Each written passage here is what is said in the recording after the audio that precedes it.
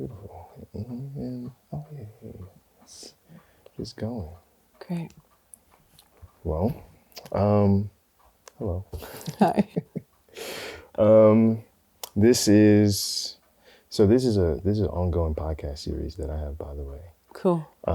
This is episode 6, 7, 8. So this is episode number 9. And it's called it's called Meet Your Makers. And so it's just conversations with people who build and create things, and getting to know the people who build and create those things.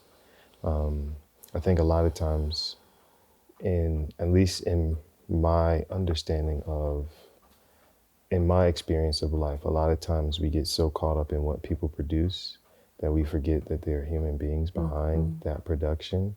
Yeah. And this, for me, gives space to let people know that there's people behind the production and that what they produce is often a byproduct of who they are. And so as we get to meet and understand who people are, then we are more able to support what they produce because we support them, and anything that comes from them, we're willing to support. Yeah. Cool. So, yeah.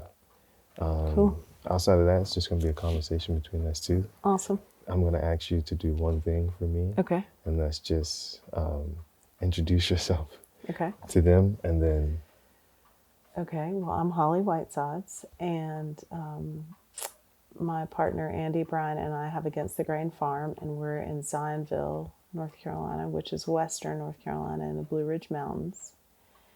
And on the farm, we raise mostly a broad spectrum of certified organic vegetables, and also a little bit of pasture beef, 100% grass-fed beef.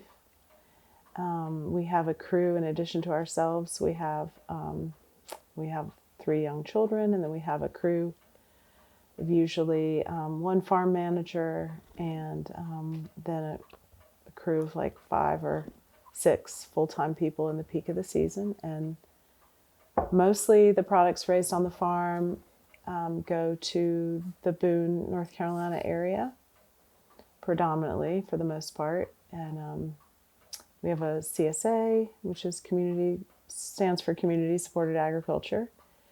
And we go to a year-round farmers market, and we also sell to like several area restaurants.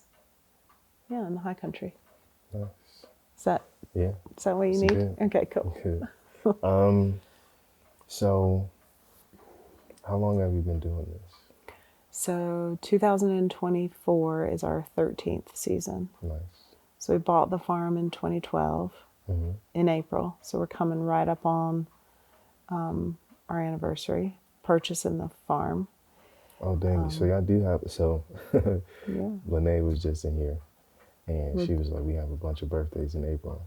we do. So you have the farm birthday in April too. We have the farm birthday, and we usually mark that birthday at Easter. Though, of course, Easter's a moving target, but it's just like such a great place to pause, and it's as festival, like it's a great place to pause and just recognize, kind of mark time, even though it, according to our calendar, moves around. Yeah. But Andy and I actually originally first sort of kindled our connection around Easter. Okay. And then we bought the farm around Easter, and so it's a special time. Nice. Yeah. Okay. Dang. So. Yeah. All right. So we just finished what? So I've been here for I think 11 weeks now, Okay. and winter farming in the mountains is not easy stuff. So this is number 13 for you all? So be coming up. So we're finishing our 12th 12. winter, 12th winter. going into our 13th spring. Yeah. So how do you make it through 12 winters?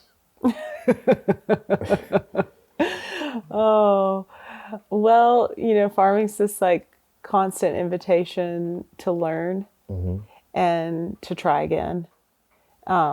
It's one of the great things about farming. There's a lot of great things about farming, but one of the great things about farming is that there's this cycle to it. And so every spring is like a new opportunity. It's like a new morning, it's like a new dawn to try again. And so with every winter being the flip side of those springs, has just presented more and more chance to try new things, Nice. to learn from past mistakes, and to improve on what we do. So, I mean, it's hard, yes, but at the same time, it's like a place to be creative and a place to explore and a place to be innovative. And like that, I think for me is pretty exciting. Nice. So then, what was some of y'all first lessons? I've heard a few because I have had conversations with him. Yeah.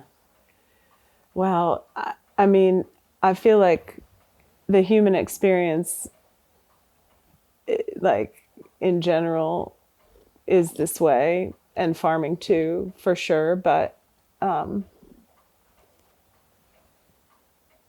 yeah, first lessons. I mean, some of our early lessons, I feel like all of our lessons really just boil down to relationship, whatever relationship that is, whether it's relationship of like us to soil, soil to plants, rain to soil, but a pivot point in most of the relationships on the farm is soil. Like it's like the center, it's like the hub of the wheel. Yeah. And that was we didn't know that when we got started, for sure. And so discovering how pivotal soil really is to all of life, and especially life on the farm, but all of life in general, and really having that light bulb come on, was a humongous turning point for us. It wasn't necessarily a turning point like, okay, now we're going to take this right-hand turn or this left-hand turn and we're moving in a totally different direction. But it was more like a slow pivot. Things on the farm, things in a natural system like farming often take time. They're not instant. Some things are instant, but building soil has taken us a lot of time, while simultaneously trying to earn income from that soil. Yeah. Right. And so if that part hadn't been in the equation from the beginning, then soil building could have potentially happened a lot faster for us. But yeah, one of the first big lessons was how important it was for us to build compost in our system, because we are in a pretty intensive production model, and it's challenging for us to rest our soil for extended periods of time and build soil by planting a lot of cover crop. And so building compost was a way to nurture soil, and not bypass cover crop planting, because we still do that, but it like let us really support the soil in a different way than just adding typical quote unquote like organic soil amendments or fertilizers. So Because this used to be a tobacco farm, right? this was mostly tobacco, corn, little corn, cattle, hay. And I think it's always really important to just mention that we all are doing the best we can, and that includes generations of farmers that came before us. But the model was like very extractive in its methods and its approaches. So a lot of conventional chemical fertilizers were applied. And then crops were pulled off. And so not a lot of cycling happened. And when we bought the farm originally, the soil was pretty void of a lot of life. that we could observe with our eyes. So it was really compacted. There were virtually no worms or earthworms in the soil. And it was like, very heavy clay is our foundation. But there wasn't a lot of organic matter in the soil. And in fact, when we first bought the farm, within the first year or two, we met M. Oh, nice. And around that time, we also got a hold of an old soil survey map from the 1940s. And I looked up our farm on a key, like on the photo. It's probably taken from like a little airplane. There was a photo, and then there was a description, and I looked us up and I read the description, and I kept going back and forth because I thought, I'm missing something. This description doesn't match our farm at all. And then I continued on down the description, and I realized that it didn't match my picture of the farm because the topsoil didn't, at least, but the subsoil matched my perception of what the farm's soil resource was. And so we essentially didn't have any topsoil when we first bought the farm. So that was like a humongous lesson right off the bat. And like I said, it wasn't like a single conversation or a single event that made the light bulb go off. It was like over the course of many conversations and understandings that we realized the pivotal importance of soil. Yeah. Okay. Beautiful. And so then we talked about relationships. And so one thing that I've noticed here is that there's like a strong sense of community. And so like, how has being here and establishing relationships with like people in the community, how has that like grown over time and helped you like really settle in here as well? Yeah, so communities really developed in several different ways on the farm. One way is just having Em and Georgie here has been really pivotal because it's enabled us to build sort of an internal farm community in a way that could have happened with just the farm family, but is more challenging for sure. Yeah. Their ability to recognize the importance of a small farm and the role that it plays, can play, really gifted them with the ability to be present for the farm in the way that it needed, and the way that the farm needed them to be present was to just hold space. So whether or not that's for, potlucks or study groups or festival, they've been just so instrumental in that. And it feels like it offers a little bit more of a thread to tie all the people who work together on the farm together outside of just the work itself. Yeah. Right. And so we've really felt that it's cultivated, just connection and care for each other in a way that just working together can do, but it just enriches those dynamics. Yeah. And then kind of the farm's relationship with like the high country community in general is something that we've been consciously like trying to cultivate for as long as we've been here. Yeah. And so, yeah, it's amazing how those relationships really like cycle back to the farm and like refeed and refuel the farm in ways that, are well beyond just people shopping with us at the farmer's market or something like that. Like beyond economy, at least financial economy, right? Yeah. So like that's interesting because we did the 500. They say spray, but it's more like a fling. Exactly, it is like a fling. We did the 500, and so I'm stirring with M, and so M is explaining like the importance of recycling what the farm gives to you back into the farm. And so seeing that you say that even with the community, where it's just like, okay, like we give what the farm has to offer, and then it somehow makes its way back to the farm to help sustain the thing that's being built. And so with the 500, it's like we use manure from the cows that are on the farm that have been eating from the farm. And then he talks about the four stomachs and how they're the four different chambers, and they all do their own thing, and it cycles through, and then we take that and then put it back. And it's like there's this, and he mentioned the same thing where it's just like there's this non-economic cycle that helps sustain what is already here. And like there's a lot of people who do farming who don't make it 12 seasons. Who don't make it 2, 3, 4, 5 seasons.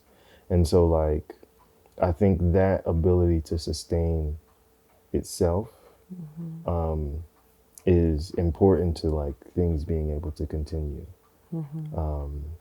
So like and so it's interesting that like it happens through the biodynamics of the farm, but it also happens in terms of the community too.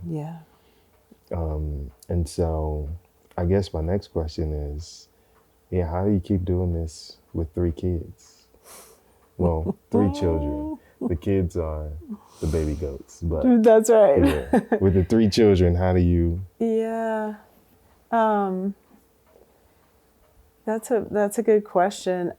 We are really in the thick of it right now. Our children are young, 9, almost 6 and 3, and we're just in the thick of holding a lot of space. You know, as a farming couple, Andy and I, holding space for our children, holding space for doing our best to hold space for the farm, the finances of the farm, the community aspects of the farm, and really the biology and the life on the farm. And you know, for me, really having a farming practice that is like pretty driven by like a vision, you know, of and like a feeling. That was like the original beginning of the farm. Not so much small business, financial, you know, perspective, right? And so that's what really keeps me going from day to day. And knowing, having done this long enough now and having been on this planet long enough, some people are fortunate enough to come in with this perspective. It took me a while to learn that no matter how amazing or challenging or beautiful or, you know, ugly things are, they always shift. Like it's the nature of the planet.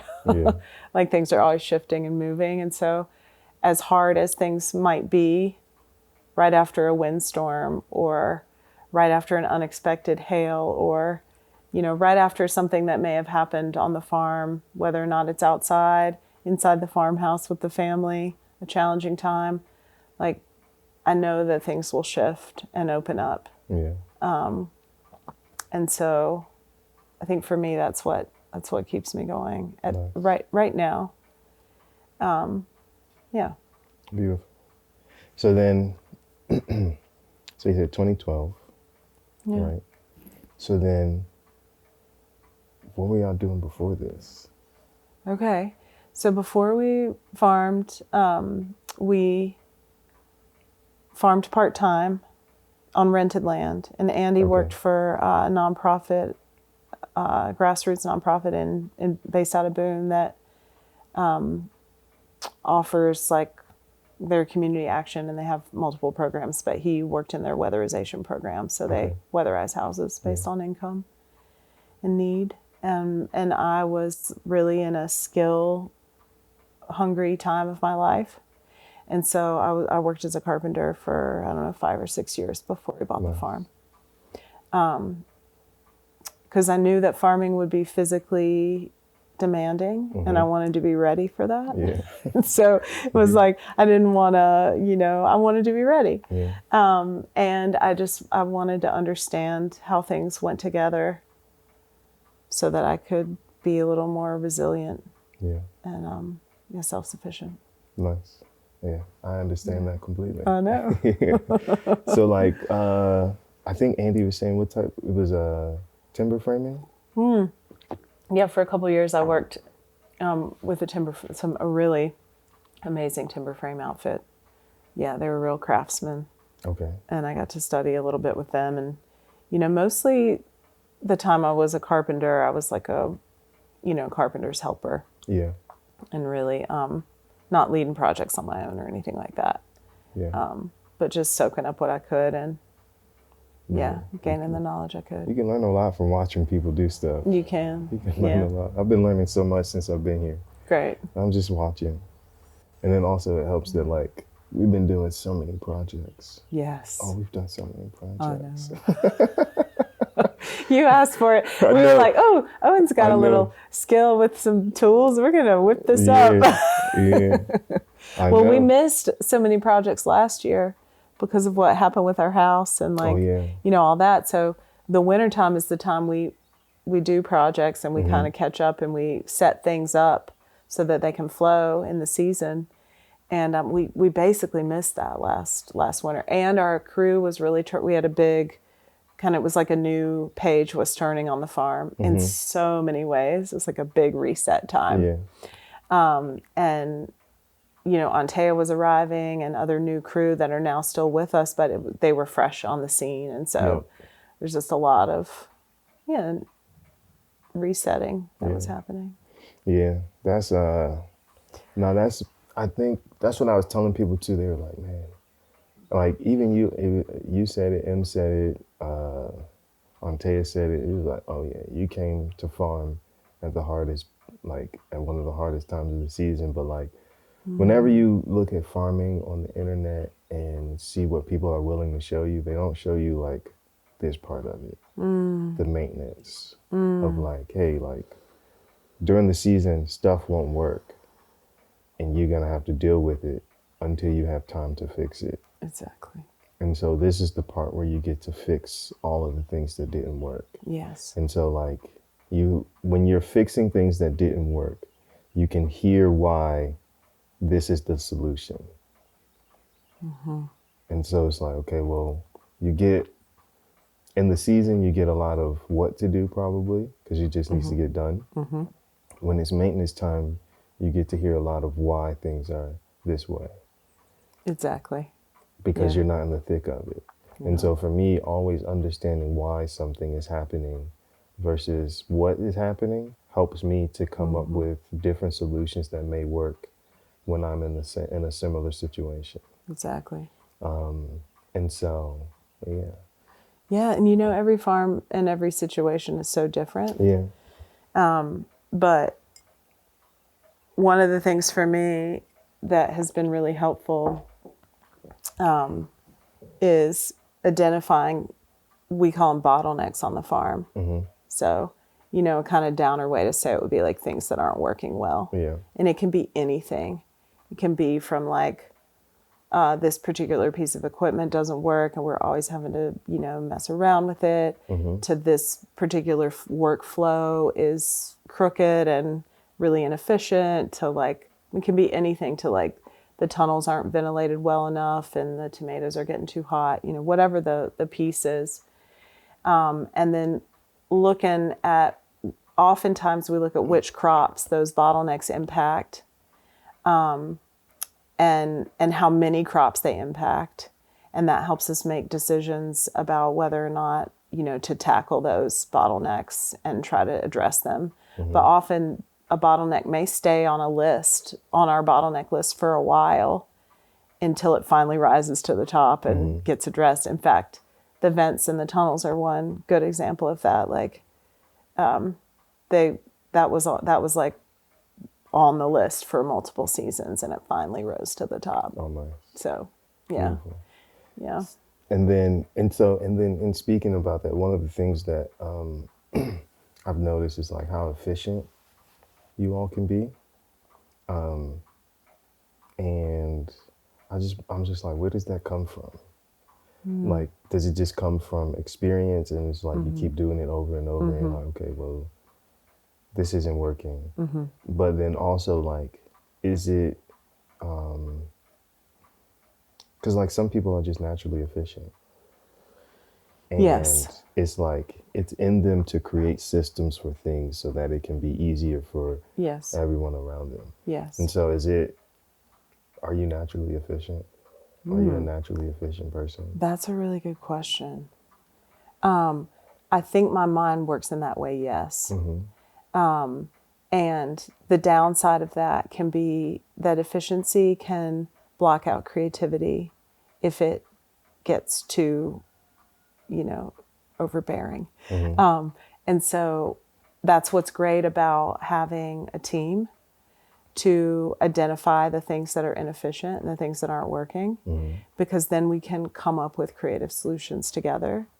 Because it's one thing to be efficient and to always be like sort of identifying what's not efficient about your situation. You know what I mean?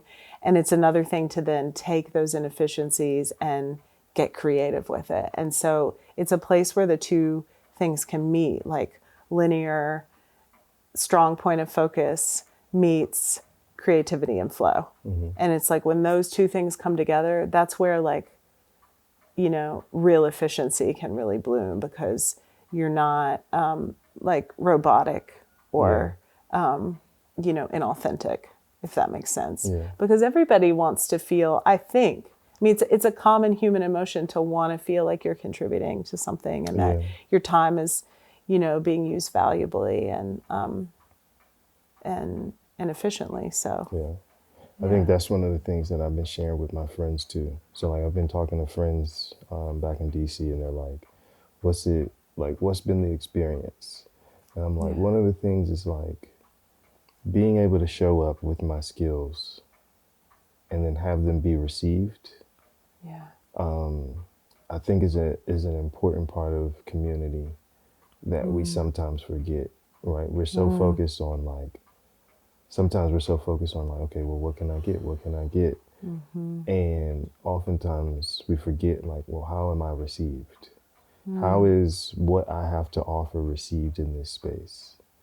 And I think that's one thing that I've enjoyed is like what I have to offer has been received well. And so Great. then that means that gives me vigor to keep providing it. Yeah. Like it's like positive reinforcement. It's like it gives me vigor to keep giving it. Like when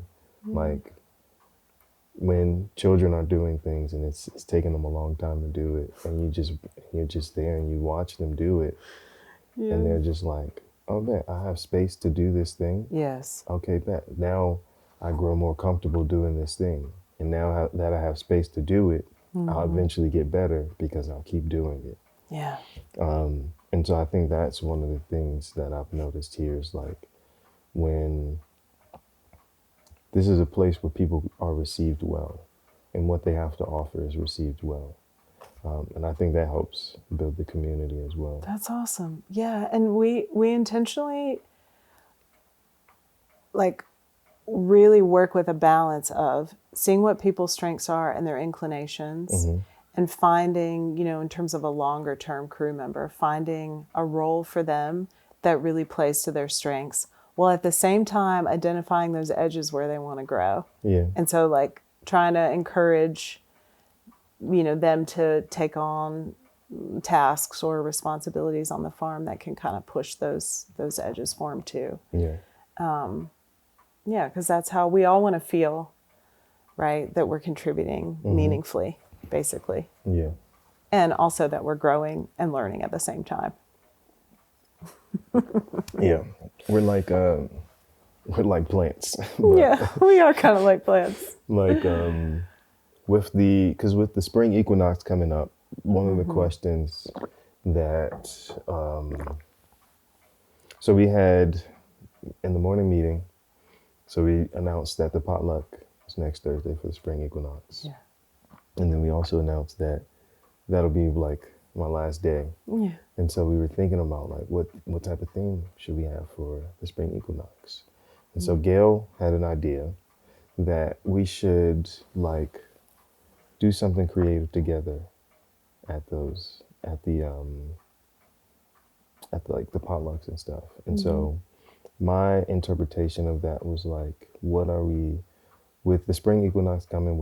We're expecting like plants to bloom and blossom and grow and all these things. And so like for us being similar to plants, what are we excited to see blossom within ourselves? I like that. And so like having like presentations, and Gail's idea was like allow people to present in whichever form they feel comfortable, whether it's a poem, a drawing, or something like that, but just like an activity like that. So That's I wanna nice. ask you now, what are you excited to see blossom within yourself as spring comes? Yeah. Oh, that's a really good question. And you're asking it at a time that's like I'm feeling as an individual like very much on like the threshold of some really, really big shifts for me. And I think right now what's coming up for me as something that I want to see blossom is a lot more trust. And, you know, that word can like have pretty superficial meaning. Like, you know, I trust you to show up when you say, but, or I trust so-and-so to do such and such when they say, but for me, it's like a deeper trust of a knowing of my own value, just me, not for what I do. I mean, that's why this interview is like so interesting and it's Yeah. coming at this time. Not for what I do or what my children do or what the farm does or doesn't do, you know, but just for me as who I am, not even my name, but just like me as a human spark of light on the planet. And it's easy to say, and it for me has been incredibly hard to actually embody and feel and know. And feels really vulnerable to share because it sounds so simple, you know. Yeah. But But like I understand what you mean though. Where it's just like yeah, basically like you said, like you're so much more than what you produce. yes, Like what it's like the word that keeps coming to mind is like byproduct. Where it's just like you are this thing, what you produce is a byproduct of your being. And so like what is your being? yeah. I mean, at its core, it's love. You know, we all are that. I think that's what I feel inside. But there's a lot of layers, often like that kind of can distort that and confuse that, and like refract it. And so, yeah, like right now, I'm feeling like that is just like I'm really on the cusp of rebirth is like a pretty strong word, but some really big shifts of my perspective and the way I really move through my daily life. And it might, like what I'm coming to understand is that it might not actually look any different from the outside. If you were to just kind of watch my life like a you know, an episode in a sitcom or something. Yeah. But that it's more like what is the frequency that I'm emitting, you know, from the inside out. And I feel like the dial is like getting retuned right now. Yeah. Nice. So I don't know if I can really, I feel like I'm sharing that with strangers, but I don't know if I can really share that with with the group on the farm. Like, I don't know if I can show up and be like to the potluck and say like, this is what's blooming for me. Yeah. I think the beauty in like sharing is like the ability for the people around you to help you. Yeah. Where like a lot of times for me, like it's very difficult for me to be vulnerable sometimes with like So hard. with people that I know. Yeah. But it's like I think for me what it comes down to is I'm trying to have this perspective of myself upheld in their eyes. And any variation in that will show limitations or expose limitations. And it's like, oh yeah, I am a limited human being. That's right. And I will need the support of the people around me for this thing to keep going. Yeah. Where like, as much as I want to do this self-sustained life, I also wanted to have like community supported aspects. Yeah. And like, I'm like, okay, bet there's some things that are gonna have to like change. Yeah. And that might be other people's perspectives of me. And like that, I have to be okay with that. Yeah.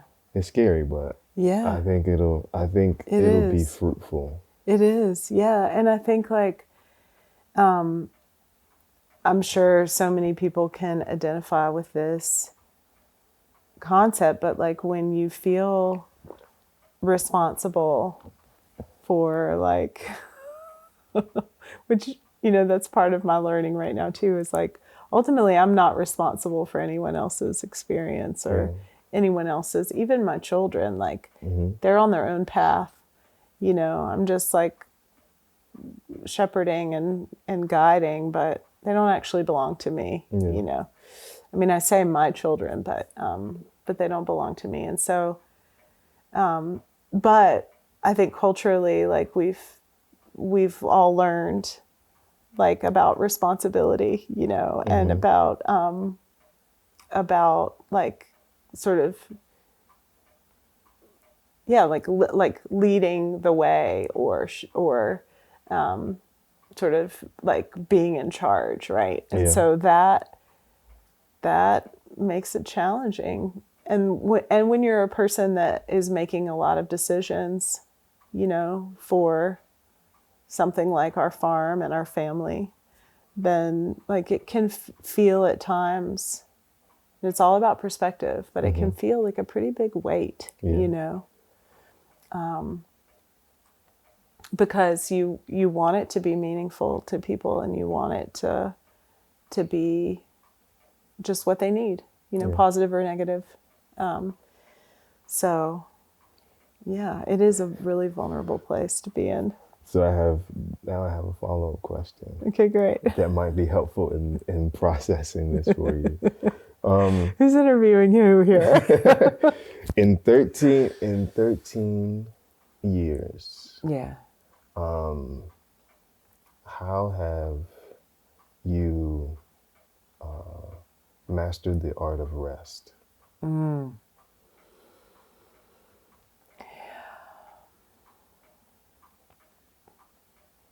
That's a really good question. I feel like that's part of where I am in my journey right now. Like to be even more kind of forthcoming that I'm realizing that rest isn't just like confined to when you sleep. Yeah. Or when you put your feet up on the couch or when you lay by the creek. Like, yeah, those things are rest.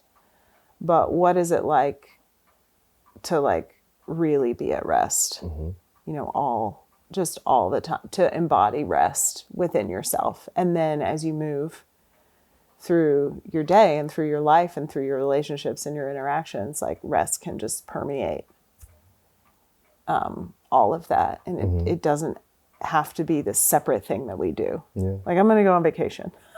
I'm going to rest. I'm going to decompress, you know?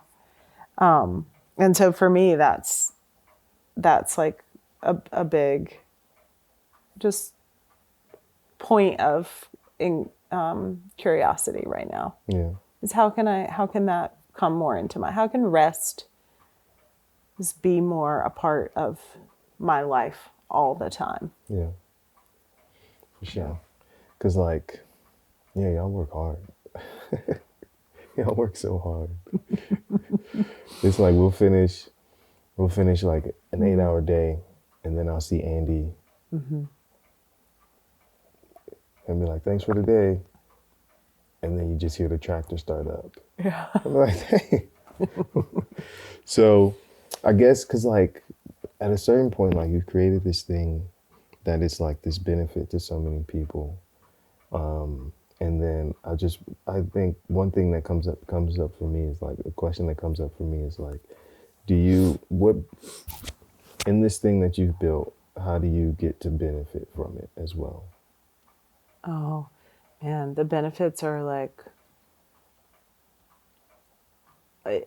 almost too much to even start to list. But the gift of being here on this little chunk of land and getting to know it, I mean, that in and of itself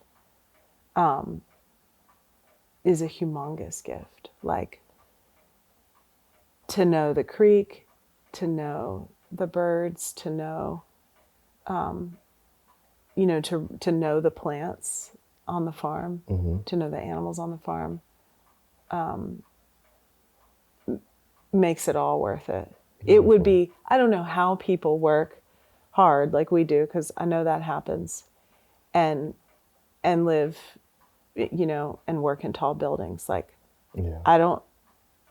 maybe they're just like so developed in their internal, you know, landscape that they're just can like transcend all that shit and see down past the concrete and like into the soil. But I mean, that's what makes it all for me 100% worth it. Beautiful. And to be able to see like the young children in our family, you know, get lost playing in the creek or digging in the soil, or, oh my goodness, you know, it's just like, that 100% brings it into focus.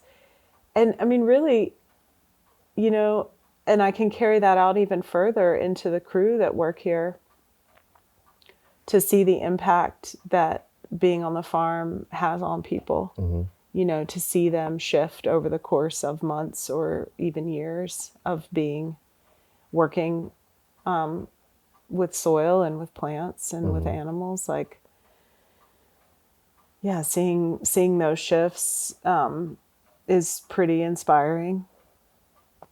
And then seeing that ripple out even to people in the community. I mean, that's, you know, it just goes back to relationships. Like, feeling the effects of those relationships like fuels the work for me 100%. Nice. Yeah. Beautiful. Yeah. No, those people who work in concrete buildings have not developed their inner selves to see past the concrete. No. I mean, you want to be hopeful, you know, because I'm like, dang, it's hard for me on days, and like, and I can go out anytime. You know, this is actually what I shared quite a bit of at the Business of Farming conference, was thinking about one of the things that's alive for me right now. And the prompt at the Business of Farming conference was, what keeps you farming? Like, what keeps you inspired? And for me right now, it's like thinking about how money has come to symbolize what it has in our culture. And as farmers, we are like live and operate pretty closely with the principles of nature. And we also, especially for a first generation farm that uses, you know, farming as its primary source of income, which this farm does, then we're also like in pretty direct contact with the financial system. Yeah. And right now, the way the financial system has developed is it's pretty emancipated from the natural world, in a lot of respects, right? But it didn't start that way. The financial system started really right there with nature. Like, we're going to exchange this thing that came from nature, like this bead or this shell or this mineral, for this other thing that came from nature. And we're just going to trade those things around. And the way it's developed is like, so much of the financial system is not connected at all with nature. But as farmers, here we are, and a little bit different than homesteaders, right? Because often homesteaders have another source of income, Yeah. right? But as farmers, here we are, shoulder to shoulder with other farmers that really are the layers between us and the natural world and between us and the financial system are really reduced. And so we're in a position to bridge this gap and bring nature back into money. And anybody can do that. Even the people in tall buildings, 100%, we're all, humans of nature. We're all children of nature, right? Every single one of us, no matter if we like never see the sunlight or never touch the grass, right? But thinking about strategies, because the financial system really, really wants to pull farmers out of nature. Yeah. I mean, it wants to like pull us away. And so how do we work to bring it back and bridge that gap? And so for me, it's like, well, when things are really heavy on my mind or on my heart, I just go outside. Yeah. And I get to do that here because I live on a farm, Yeah. And I just think about the people who struggle with that, Yeah. on our planet right now. Yeah, it's tough for some people. Because, like, I do 4 days a week. And even on Friday, I'm like, dang, I'm trying to go test the soil. Yeah. Like, It's true. people are It's running. true. We were planting broccoli yesterday, and people are running into the field because they just want to plant the broccoli. Yeah. It's like, you just want to touch the soil sometimes. You just want to be in contact with the earth. And You like, do. you can do that here Yes. consistently. Yes. And like, Yes. the girls love it. Yes. The adults love it. Yes. Everybody loves it. That's right. And like, you have a 3-year-old all the way up to like a burgeoning 69-year-old. Yeah, I know. It's pretty awesome. Like on board games, it'd be like from age 3 to like 3 to 69. 3 to 69 plus. It's good for everybody. Yeah, it is. It is good for everybody. Yeah, it's been a good time here. Oh man, we've really enjoyed having you. For sure. Yeah. I've enjoyed being here. Cool. I think that's all I got. Great. I guess one last question I would say is like, what in year 13, what are you looking forward to from the farm? Oh, yeah, I can really feel the farm starting to really sync up. Like the intentions of like the farm individuality and the intentions of the humans on the farm are really coming more and more and more in sync. And so that doesn't mean there won't be mistakes or natural disasters or unexpected twists and turns, but it's just, I can feel this undertone of harmony happening. And some farms can get there faster, than we have, and some farms it takes a lot longer, but I can feel that like rhythm starting to come online. It feels good. Beautiful. Yeah. Beautiful.